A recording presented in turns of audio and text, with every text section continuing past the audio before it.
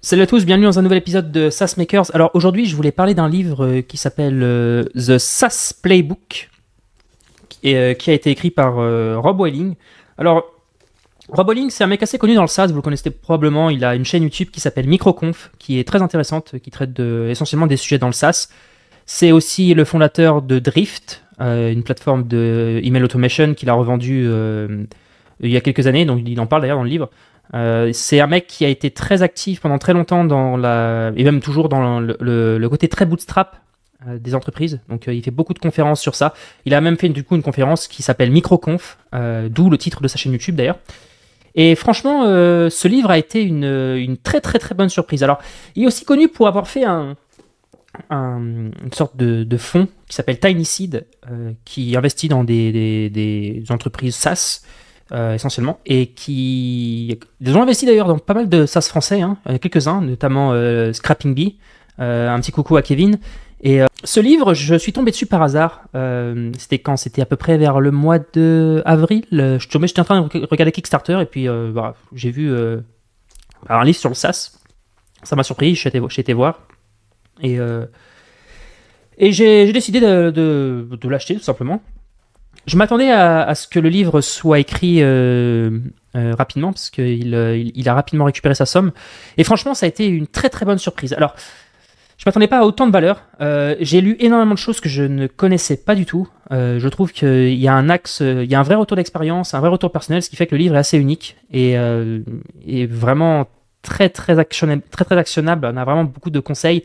Il va parler de sujets autant produits que des projets en rapport avec la santé, comme il a fait un burn-out. Il nous explique différents tips qui peuvent permettre de mieux gérer sa santé en tant qu'entrepreneur. Il va parler de beaucoup de sujets et les chapitres sont organisés comme si. Alors, il y a un premier chapitre sur tout ce qui est produit. Donc ça va être un chapitre où il va traiter de vraiment le côté produit du SaaS et tous les avantages, les inconvénients et toutes les galères qu'on peut avoir. Il y a un produit très marché, un chapitre très marché en fait, donc il va parler des niches, il va parler de comment est-ce qu'on fait pour attaquer un marché, comment est-ce qu'on fait pour cibler, les erreurs à pas faire. Il va parler dans le chapitre 3 du pricing. Ça va être c'est un des chapitres que j'ai le plus aimé. C'est peut-être pas le plus glamour, mais il est très intéressant. Il y a énormément d'informations sur comment est-ce qu'on construit un bon pricing. Il traite également de tous les pricing possibles dans le SaaS et c'est toujours accompagné d'exemples. Donc ça m'a beaucoup plu. Il y a un chapitre ensuite sur le marketing qui en fait traite du marketing et comment est-ce qu'on grossit un SaaS. Il va prendre, en l'occurrence, il va faire un résumé détaillé de chaque canal d'acquisition, ce qui est très pratique. Et il va faire beaucoup de retours d'expérience aussi sur des choses qu'il a vues qui ont marché, des choses qu'il n'a pas vues qui ont marché, etc. Il y a le chapitre 5 sur le funding, donc tout ce qui est levée de fonds, sachant qu'il y a il fait beaucoup de remarques sur le fait qu'un SaaS, effectivement, n'a pas besoin de lever d'argent. J'ai envie de te dire que, effectivement, oui, on peut démarrer un SaaS de sa chambre. Par contre,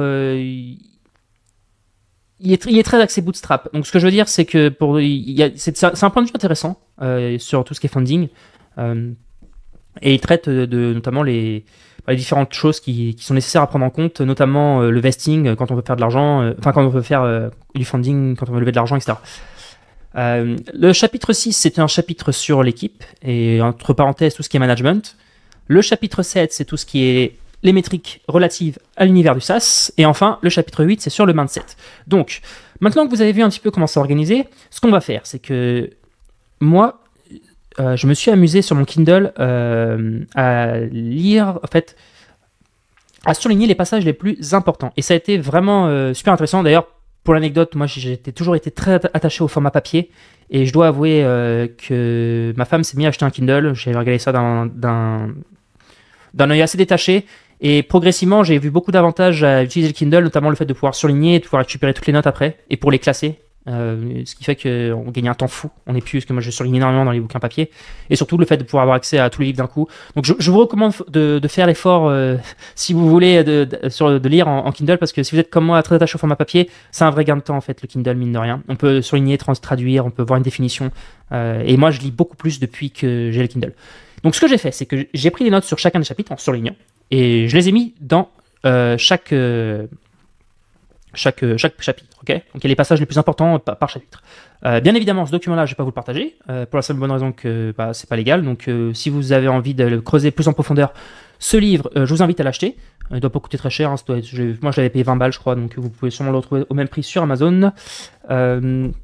Par contre, ce qu'on va faire, c'est que j'ai pris pour chaque chapitre un point que j'ai énormément aimé, et on va le commenter ensemble. Donc ça va nous faire à peu près 8 points, et on va regarder ensemble, en fait, pour chaque partie, les points qui me semblent être particulièrement intéressants. Alors, pour le chapitre produit, il fait une remarque, et il explique, en fait, que quand on démarre un SaaS, on a un avantage temporaire. Et il fait remarquer qu'au fil des années, notre interface utilisateur et notre code base, il va prendre de l'âge, il va grossir, et ça va être extrêmement difficile de continuer à ship aussi rapidement. Alors je ne parle pas d'un SaaS qui a 1 ou 2 ou 3 ans d'existence, je parle de SaaS qui sont un peu plus vieux ou qui ont très vite eu beaucoup de gens à travailler sur le code base. Et ça, c'est une remarque que j'ai vue et que j'ai entendue par beaucoup de gens qui pensent qui se rendent compte en fait, ils font une série A, une série B, etc. Et donc ils doublent la taille des développeurs. Et ils disent on va shipper 2 fois plus vite. Et en fait non, ils perdent en fait même de la vélocité. Parce qu'il y a un moment où quand tu grossis, ton SaaS il devient particulièrement difficile à garder cette vélocité. Elle est très dure parce qu'il y a énormément de choses, petits détails à changer, etc. Ce qui est d'ailleurs même l'un des points pour moi qui me fait rire au niveau de l'AI. Je pense pas que l'AI va remplacer les développeurs, par exemple front-end tout de suite ou back-end. À mon avis, l'AI va les rendre beaucoup plus productifs. Mais pour ceux qui pensent que ça va les remplacer, il y a un peu de marge parce que pour avoir travaillé dans des code bases d'une certaine taille, notamment celui de Crisp, il y a un énorme travail d'architecture. Et ça s'invente pas en fait. On ne peut pas partir de... Il y a un moment, il faut être dans les tranchées et dans le code en train d'optimiser son code. Et je ferai même une aparté, c'est que c'est très très important de bien architecturer son code au début. Je sais qu'on veut aller vite, et c'est peut-être même le plus important d'aller vite au début pour tester un product market fit et trouver un axe vers la boussole où on veut aller. Mais si vous faites vraiment n'importe quoi avec votre code base, vous allez vous en mordre les doigts. À partir d'un certain moment, on se prend toujours le revers de la médaille sur ça. Donc n'hésitez pas à bien architecturer, et c'est une des raisons pour lesquelles comme il explique, avec les grandes entreprises vient de la lenteur à réagir au marché. On a une expérience utilisateur qui est datée, on a du legacy code, et en fait, on a tous les désavantages compétitifs qu'il a discutés au préalable dans son livre. Et ça, c'est vraiment un point pour les SaaS qui démarrent. Vous devez l'avoir, ça peut vous donner de la confiance. Prenez-le, parce que votre capacité à très très vite lancer une fonctionnalité et voir si ça fonctionne, surtout quand on a des choses qui rabattent les cartes comme l'AI, etc., c'est un vrai competitive advantage. Et vous le verrez par rapport à des SaaS qui sont plus gros que vous avez plus de vélocité, et ça, cultivez cette vélocité-là au début, c'est très important. Il conclut en disant qu'il y a des SaaS en fait, qui ont dominé le marché pendant des années, et ils ont probablement un groupe d'utilisateurs qui, par défaut, sont partis sur leur produit, mais qui sont extrêmement frustrés par l'expérience qu'ils vivent au quotidien sur ce produit-là. Je pense qu'il y a plein d'exemples sur ça. On en a tous un ou deux. Et en fait, il y a un moment où quand tu es un A-player, quand tu as un SaaS, tu as une startup, en fait, elle peut réussir. Il ne faut pas qu'elle ait peur en fait, des gros mastodontes qui sont sur le marché. Il y a des gens qui vont être très frustrés de l'expérience qu'ils ont sur un produit d'un très connu, mais vous, parce que vous attaquez une niche bien particulière, vous allez pouvoir mieux l'adresser, beaucoup, beaucoup mieux, et ça va être un motif et un prétexte petit à petit de faire bouger des gens de cet énorme mastodonte qui a peut-être des énormes parts de marché vers vous. Et c'est aussi l'un des points importants dans la partie chapitre 2 qui explique sur l'importance de commencer par une niche. Donc voilà ce que j'avais à dire sur la partie produit. Il ne faut pas hésiter à cultiver un maximum sa vélocité et à regarder le marché, et à pas trop regarder les gros mastodontes. Vous avez des avantages qu'ils n'ont pas forcément au début, et j'ai bien aimé cette approche-là parce qu'elle est vraie. Ensuite, la partie marché. La plupart des fondateurs, ils sont beaucoup trop inquiets par rapport à la compétition. Ils les suivent sur les réseaux sociaux, ils regardent un peu les news, les updates, ils ont des Google Alerts pour voir un petit peu ce que font les concurrents, etc. Et en fait, comme il explique, ça leur fait pas forcément, ça leur rend pas faveur à leur santé mentale. Et de son expérience à lui, à moins que vous êtes en train de perdre des gros deals par rapport à un concurrent spécifique de manière régulière, vous perdez vraiment des gros deals régulièrement, vous faites des mois avec des gens et à chaque fois vous pouvez les perdre parce qu'ils vont chez un autre, c'est pas du tout intéressant de regarder en fait constamment ce que font vos concurrents. Vous devriez vous garder vos yeux sur votre feuille de papier. Alors, c'est une expression américaine, keep your eyes on your own paper. Parce qu'en fait, votre goal numéro 1, au tout début de votre SaaS, et même tout le temps, c'est de servir vos clients. Et il y a un moment, regardez absolument tout le temps ce que fait la concurrence, c'est pas du tout intéressant. Ça revient d'ailleurs au point juste avant, que j'avais dit d'ailleurs dans le chapitre 1. Et ça, c'était une remarque que j'ai bien aimée dans ce chapitre. Pour le coup, lui, il a un peu plus de bouteilles parce que des SaaS, il en rencontre énormément au quotidien. Et c'est vrai que j'en ai rencontré aussi plusieurs. Et la compétition, c'est marrant de voir à quel point les gens s'angoissent pour ce genre de choses. Ah, il a sorti une nouvelle feature. Ah, il a sorti. Il y a un moment, faut faire son truc. Il faut le faire bien. Et la compétition, je ne cesserai jamais de vous le dire. On est rarement dans des situations de winner takes all. Et même, honnêtement, on peut faire son truc et réussir à vivre bien de son produit. Alors, chapitre 3. En tout cas, quand on démarre. Chapitre 3, c'est sur le pricing. Alors, qu'est-ce que j'ai pris sur le pricing Ah oui. Il fait une remarque intéressante. C'est sur le fait que l'erreur la plus fréquente qu'ils voient chez les fondateurs, c'est de sous-pricer leurs produits.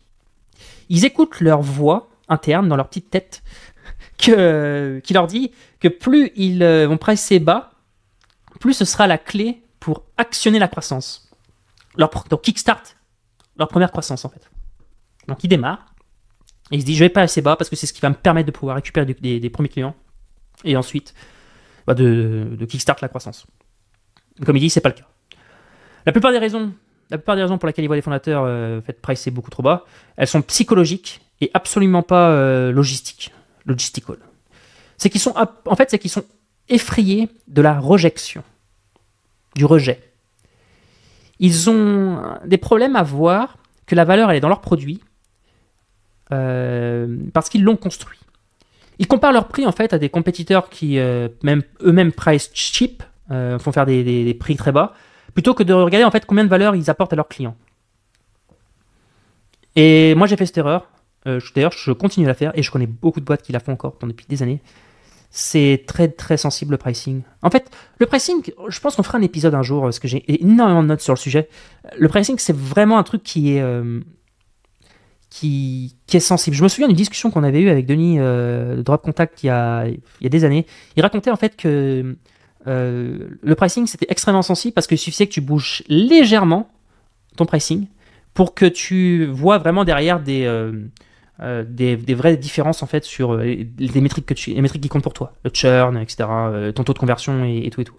Et que forcément, quand tu commences à bêter ton pricing, sachant que tu as rarement la bonne réponse au début, tu le fais un peu à l'instinct. Surtout quand tu ne sais pas combien de valeur tu as du mal à quantifier la valeur que tu donnes à tes clients. C'est-à-dire tu as du mal à quantifier le temps que tu leur fais gagner, tu as du mal à quantifier l'argent que tu leur fais gagner. Ce qui est d'ailleurs deux questions qu'il faut se poser et qu'il faut constamment chercher à améliorer. Je sais pas c'est quoi ces ballons là. Et du coup, en gros, ça c'est pourquoi en fait le pricing c'est quelque chose de très sensible. Et je pense que on a tous tendance à sous-pricer son produit, et une erreur qui m'est arrivée sur The Company's API, c'est que par exemple, moi, quand j'étais passé, j'avais mis un plan 49, et à un moment, je me suis levé un matin, j'ai mis le plan 99, il n'y a rien changé. Ça n'a rien changé sur toute conversion. J'ai quelques personnes qui se plaignent quand même, que ça m'a éliminé certaines personnes qui étaient plutôt prêtes à prendre le plan à 49, mais je pense qu'en termes de lifetime value, ça m'a vraiment augmenté de manière assez significative, et surtout, en fait, je pourrais encore le doubler, c'est pour peut-être. Donc, je sais pas. En tout cas, quand on démarre un SaaS, ne pensez pas que parce que vous sous-pricez votre produit, vous allez vous faire une faveur en fait. C'est pas certain que vous auriez plus de clients. Certes, vous allez attirer des clients un peu plus early stage parce qu'ils ne seront pas prêts à payer les prix des gros SaaS sur le marché. Mais il y a un moment en fait, peut-être que vous pourriez pricer un peu plus haut et du coup, c'est ce qu'il explique dans le chapitre, dans le paragraphe suivant là que j'avais noté, c'est que plus vous pricez haut en fait, plus ça vous permet de jouer dans des canaux d'acquisition que vous ne pourriez pas forcément vous payer si vous n'aviez pas ces lifetime value là, notamment dans la publicité, ou peut-être même que vous ne pourriez pas recruter quelqu'un parce qu'en fait vos lifetime value sont 3. Donc ça, c'est ce que j'avais noté sur le chapitre 3 au niveau du pricing. Chapitre 4, marketing. Si vos clients sont frustrés et churn après quelques mois, ça n'a aucun intérêt de savoir combien de clients vous envoyez à votre site. Tout ce qui est au top du funnel est une vanity métrique lorsque le bottom du funnel, donc le bas du funnel, n'est pas en bonne santé. Et on en revient sur la notion qu'on a discuté longtemps, c'est qu'au début, ce qu'on cherche à améliorer, c'est la conversion, la rétention, le churn, toutes ces métriques-là. Et que l'acquisition, il en faut, parce que c'est ce flux continu utilisateur qui va nous permettre d'itérer sur notre produit. Mais que si on a vraiment une rétention dégueulasse et un taux de conversion qui est vraiment au ras des pâquerettes, il y a un moment, il va falloir se concentrer plutôt sur ces différentes métriques-là avant d'essayer de continuer à mettre énormément d'impact dans l'acquisition. Donc voilà, se concentrer sur le bas du funnel au début et après sur le haut.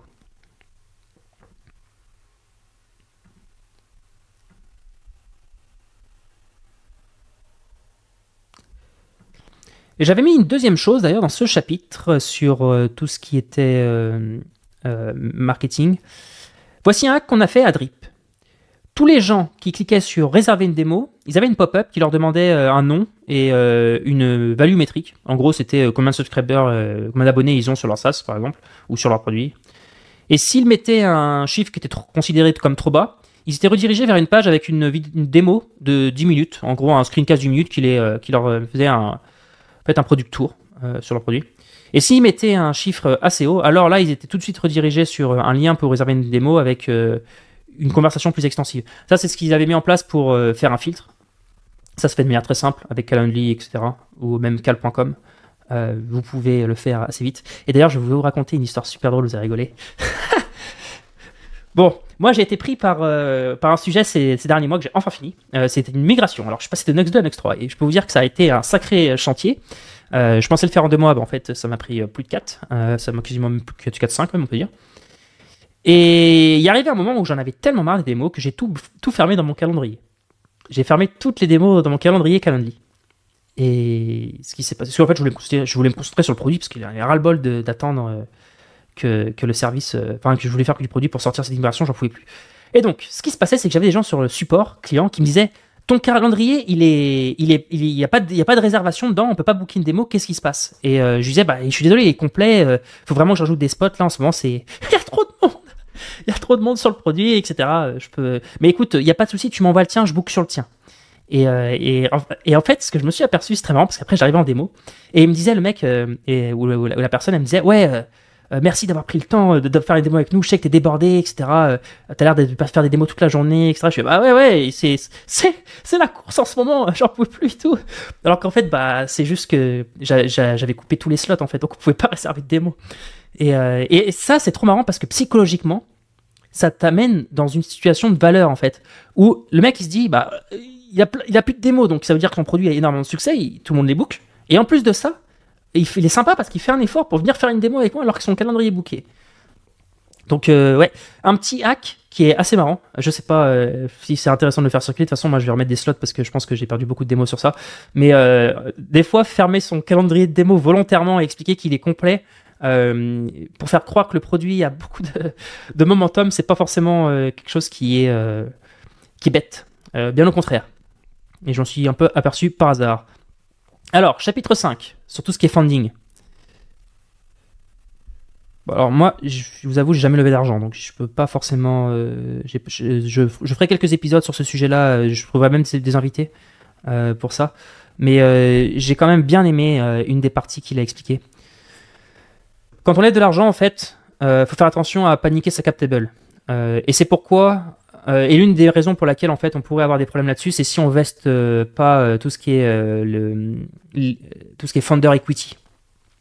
Si vous commencez une entreprise avec 2 personnes par exemple et que vous splittez les parts de manière égale et que 6 mois plus tard en fait il y a un des cofondateurs qui décide de prendre un full-time job et de partir, en fait il a toujours 33% de la boîte, sachant que vous êtes 3 cofondateurs.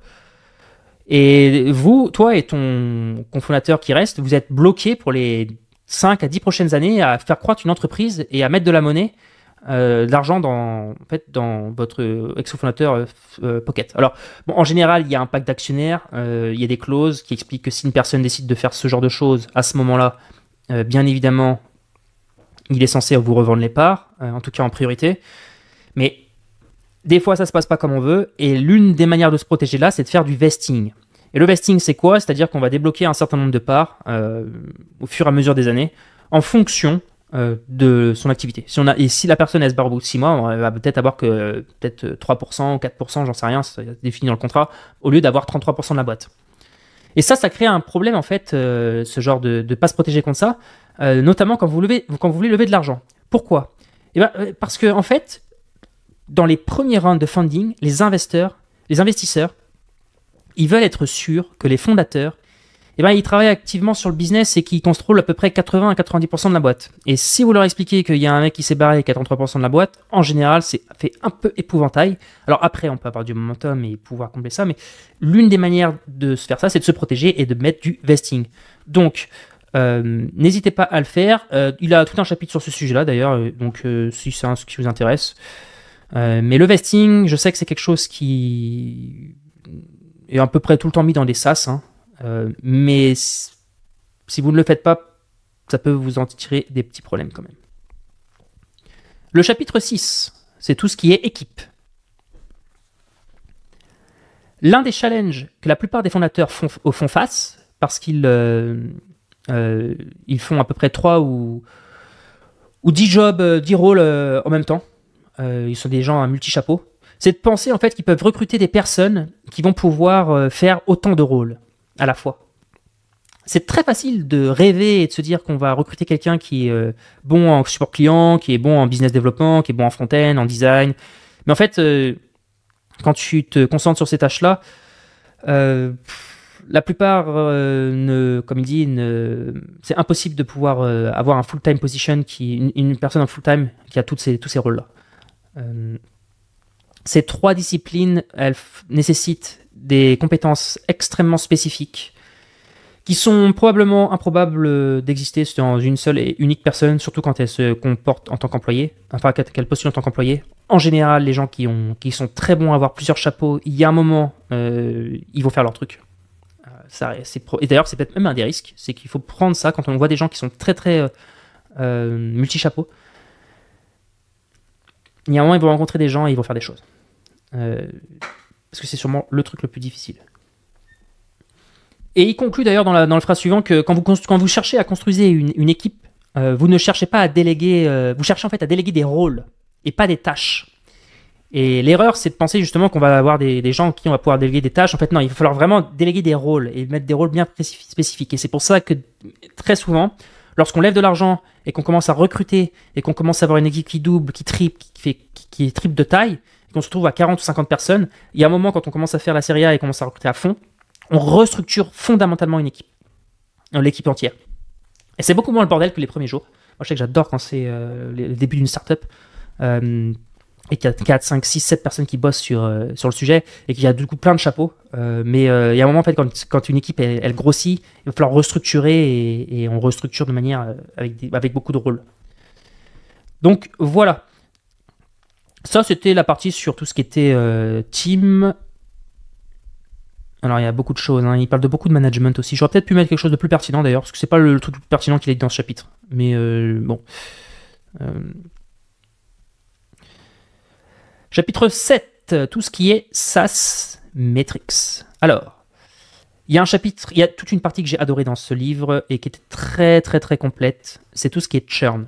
J'ai lu un livre qui est super aussi, qui s'appelle Lean Analytics, il y a des années. Je pense que je ferai une vidéo dessus, il faudrait que je relise. C'est un livre qui est chouette parce qu'en fait, il traite tous les business models qui existent et il prend les KPI les plus importants. Donc, on a un chapitre entier sur le SaaS, on a un chapitre sur les sites médias, on a un chapitre sur les applications mobiles, on a un chapitre sur les e-commerce, on a un chapitre sur chaque business model. Et franchement, je trouve que dans The SaaS Playbook, Rob Welling, il va beaucoup plus en profondeur sur une métrique qui est très importante, c'est le churn. Et il vous explique énormément de choses sur le churn, ce qu'il faut savoir. Et l'un des points que j'ai noté, c'est que le churn, c'est une métrique qui est extrêmement critique parce qu'elle vous aide à calculer quand votre revenu va plateau. À un moment, le nombre de nouveaux clients que vous allez acquérir va être égal au nombre de clients qui vont churner chaque mois. Et ça cause des problèmes dans votre taux de croissance parce qu'en fait, il va tout simplement faire 0. Et vous avez atteint à ce moment-là votre nombre maximum de clients et de revenus que vous pouvez atteindre sans rien changer au business. Et l'une des manières de pouvoir améliorer cette métrique-là, c'est de soit upsell des clients existants, soit de tout simplement en fait, baisser son taux de churn. Et c'est pour ça que c'est une métrique très très complexe, le churn, mais qui a des impacts super grands sur un produit. Je sais que beaucoup de gens ils parlent de MRR tout le temps, et on voit très peu de gens dire le churn. Et là, déjà parce qu'il n'est pas si simple que ça à mesurer, et que surtout qu'en fait le churn ça n'a aucun intérêt, et il explique de le regarder de manière globale. En fait, il faut le regarder plutôt par segment. Mais franchement, je pense que je peux vous raconter une petite anecdote sans être trop long. Moi, ce qui a eu un énorme impact sur mon business et ce qui m'a permis de vivre de mon SaaS, c'est quand j'ai baissé le churn. Et pour ça m'a demandé de changer de nom.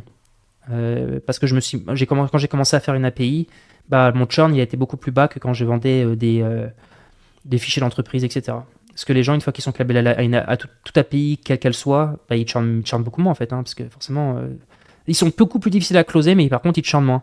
Et ça, c'était pas un souci parce que comme je faisais beaucoup de démos, j'en closais quasiment. Il y a un moment, j'en closais 1 sur 2, après c'était 1 sur 3, etc. Mais en tout cas, j'avais des bons taux tout seul. Et très vite, j'ai réussi à vivre de mon produit en fait, et à avoir suffisamment de cash pour pouvoir subvenir mes besoins et même un peu plus. Et tout ça grâce au churn. Et quand on crée un SaaS au début, on se bat sur ça. On se bat contre le churn. C'est très très rare de démarrer un SaaS qui a un churn qui est nickel. Au début, le churn est dégueulasse. Tout simplement parce qu'on n'a pas forcément suffisamment de fonctionnalités, parce qu'on a des trucs où les gens, notre landing page, elle promet différentes choses, mais en fait derrière, on n'arrive pas à délivrer autant qu'on promet. Il peut y avoir tout un tas de raisons qui font que notre churn va être très haut. Et je pense que le plus important quand on démarre un SaaS, c'est tout le temps de combattre ce churn. Et vous savez quoi, je pense que je ferai une vidéo sur ce sujet-là, et je me prendrai beaucoup de notes de ce qu'il a dit, parce que c'est trop important comme métrique. Et aujourd'hui, on voit beaucoup de gens qui parlent de MRR. Oui, c'est une métrique importante. MRR, c'est le chiffre d'affaires. Mais le churn, ça en dit tellement long sur un SaaS. Et souvent bien plus que le MRR d'ailleurs. Enfin, pas vraiment, ça dépend. En tout cas, voilà. Donc, j'espère que je vous ai convaincu sur ça. Très très bon chapitre sur le churn. Je vous encourage à regarder ça en profondeur. Le dernier chapitre traite du mindset. Et j'ai noté 2 choses. Les fondateurs qui ont du succès, en fait, ils ont un biais envers l'action. Quand ils sont dans le doute, ils font quelque chose. Ils n'attendent pas. Ils ne procrastinent pas. Ils réfléchissent pas en fait à toutes les raisons qui feraient que ça devrait prendre plus de temps. Ils commencent à shipper. Bon. Je n'ai pas super bien traduit, mais en gros, ce que ça veut dire, c'est que c'est des gens qui sont dans l'action. Ils sont en mouvement, ils n'attendent pas. Et pourquoi j'ai noté ça? C'est parce que j'ai rencontré dans ma vie des personnes qui m'ont impressionné au niveau de l'exécution. Et il y en a quelques-uns comme ça où tu te dis, en fait, ils sont dans une autre ligue, ces gens-là, parce que ils sont dans l'exécution à fond. Tu vois. Il y a un truc, ils n'attendent pas. Genre 1 heure après, ils sont déjà en train de le faire. Et le secret, d'ailleurs, de la productivité, c'est souvent de commencer. Une fois qu'on est dans la tâche... souvent, une fois qu'on y est, qu'on est bien concentré dedans, ça envoie, tu vois. Par contre, c'est souvent le secret de la productivité, c'est souvent de commencer, et j'en ai rencontré quelques-uns. Je pense à quelqu'un, par exemple, qui s'appelle Brice Morin, qui avait une agence qui s'appelle 2.io, qui existe toujours. Aujourd'hui, il bosse sur un produit qui s'appelle La Grosse Machine. Et en fait, à un moment, je bossais avec lui dans son agence. Enfin, je bossais pour lui dans son agence. Et qu'est-ce qu'il shippait? Il avait 150 idées à la fois. Et vous savez, en fait, le problème du gros aussi, c'est qu'on a un backlog, donc un document où on met toutes les expériences. Et lui, donc il avait des clients, on mettait plein d'expériences dedans. Et ça, donc il avait plein d'idées. Et surtout, en fait, le problème, c'est que quand tu as tellement d'idées, tellement de choix, en fait, t'es paumé, tu vois, parce que tu sais pas par laquelle commencer. Et surtout, des fois même, t'es démoralisé par le nombre de trucs que tu vas devoir faire pour tester. Et lui, non. Il prend chaque expérience, il la teste. Ça marche pas, on optimise ça. Ça marche pas, on kill, on prend une autre, et ainsi de suite. Et cette vélocité sur le backlog, bah, il y a des gens comme ça qui sont très très très forts. Et c'est souvent des rockstars. Hein. Je pense même à des mecs comme Guillaume Cabane. Hein. C'est des gars qui shippent. Hein. Le mec, il a une idée, il va vite direct dessus, tu vois. Il attend pas. Et ça, c'est ce qu'il faut cultiver. Les fondateurs qui ont de la réussite, je suis totalement d'accord avec Rob Welling. Et c'est des gens qui sont dans l'action tout le temps. Tout le temps. Et par exemple, je vais vous raconter une autre personne qui est passée. Bah, d'ailleurs, oui, c'est avec lui que je fais la chaîne YouTube, mais Valérian Saliou, lui, en code, qu'est-ce qu'il est chaud. Genre, la vérité, dès qu'il y a une idée, bam, readme, tout. Il fait le readme, il ship le package, et après, il trace. Et des fois, tu te dis, mais wow, tu te reposes quand, mec? Enfin, t'es tout le temps dans l'action. Ah oui, en fait, si tu laisses ces gars-là faire une boîte, et en fait, 6 ans plus tard, ils sont une boîte qui font plusieurs millions de MRR, quoi. Donc, ouais, cultiver cette force dans l'action, d'être tout le temps dans l'action, etc. Et ce qui est d'ailleurs très intéressant, c'est que dans ce chapitre-là, il traite du burn-out. Parce qu'il a fait aussi un burn-out, et chaque burn-out est différent, et lui, donc, il raconte son retour d'expérience, et il raconte les choses qui... parce que ça a quand même eu un petit impact. Hein. Alors, lui, il a de la chance, c'est que, et d'ailleurs, ça me fait une bonne transition pour le dernier point, c'est que sa femme, en fait, elle a un PhD en psychologie, et donc, elle est notamment très concentrée sur tout ce qui est... spécialisée dans tout ce qui est fondateur en fait. Elle écrit beaucoup de livres sur tout ce qui est... d'ailleurs un qui s'appelle The Zen Founder Guide to Founder Retreats, qui explique les questions qu'il faut se poser à soi-même et les 4 étapes pour garantir qu'on fait une retreat, etc., la liste des tools, bref. Elle est très axée sur tout ce qui est la santé du bien-être des entrepreneurs. Donc il explique son retour du burn-out, tout ce qui est burn-out, et en fait j'ai noté ça parce que j'ai trouvé ça super. Sa femme, donc Chérie, qui a un PhD en psychologie, elle a commencé à partir en retraite annuelle après qu'ils ont eu des enfants. Et elle partait en fait 48 à 72 heures sans podcast, sans film ou sans book, sans livre, juste elle-même avec un notebook et une réflexion silencieuse. Bref. Et quand elle a commencé à prendre des retraites, faire des retraites comme ça, hein, des petits voyages, pour lui, c'était pas vraiment son truc. Je dis ouais, c'est pas vraiment mon truc. Et il était toujours en train d'écouter un podcast ou un audiobook, etc. Et il était constamment en train de travailler sur le projet suivant, la fonctionnalité suivante, etc. Et après l'avoir vu revenir de tous ces retreats, avec beaucoup d'énergie et extrêmement concentré, il a décidé de donner sa chance à cette expérience et de lui-même partir régulièrement en retreat. Et il explique qu'en tant que fondateur, c'est extrêmement important de se connaître soi-même et que si vous commencez... et que même si vous avez un sens important de ce que vous savez de vous-même, le rythme extrêmement soutenu et la pression de bootstrapper un business, sans forcément dire aussi, sans mentionner la pression qu'il peut y avoir sur ce que ça peut avoir sur le reste de votre vie, ça peut rendre les choses extrêmement difficiles de voir votre chemin, de voir où est-ce que vous voulez réellement aller dans votre vie. Et faire une retreat de fondateur, c'est une manière de se réaligner avec soi-même de manière un peu plus régulière et un peu plus souvent. Et qu'après la première retreat qu'il a fait, il y a à peu près 10 ans, il a commencé à le faire tous les 6 mois.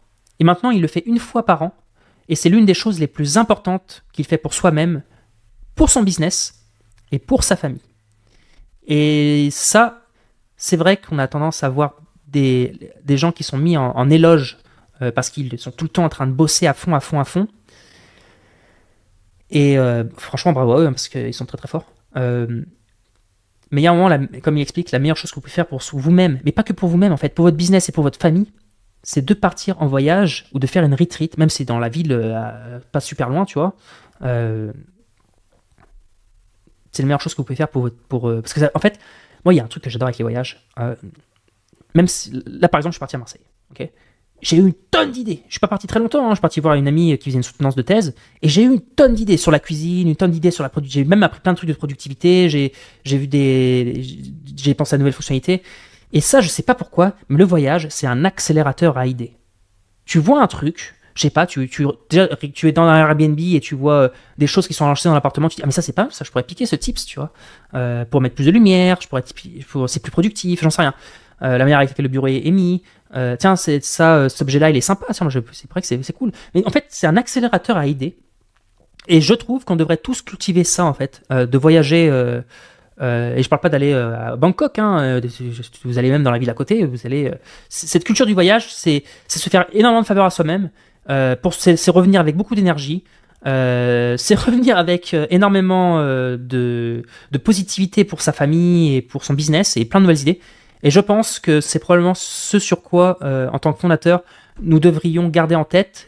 Et des gens qui ont fait quand même des très gros sas comme Rob Wailing le disent, que c'est l'une des meilleures choses qu'il a fait et une meilleure habitude qu'il a maintenant, qui fait que voilà, cultivez aussi ce voyage pour vous revigorer, surtout quand vous êtes dans des périodes un peu d'énergie faible, de down, tu vois. Vous avez mis beaucoup trop d'énergie pendant trop longtemps. Donc voilà, The SaaS Playbook de Rob Wailing, un très bon livre que j'ai énormément apprécié. J'espère que je vous ai convaincu pour l'acheter et le lire. En tout cas, je vous souhaite une agréable semaine. N'hésitez pas à vous abonner si ça vous a plu et à mettre un like et à me dire en commentaire si vous avez d'autres livres aussi que vous avez bien aimé sur le SaaS. Je suis toujours preneur maintenant que je lis un peu plus. Et je vous souhaite une agréable journée et puis à bientôt.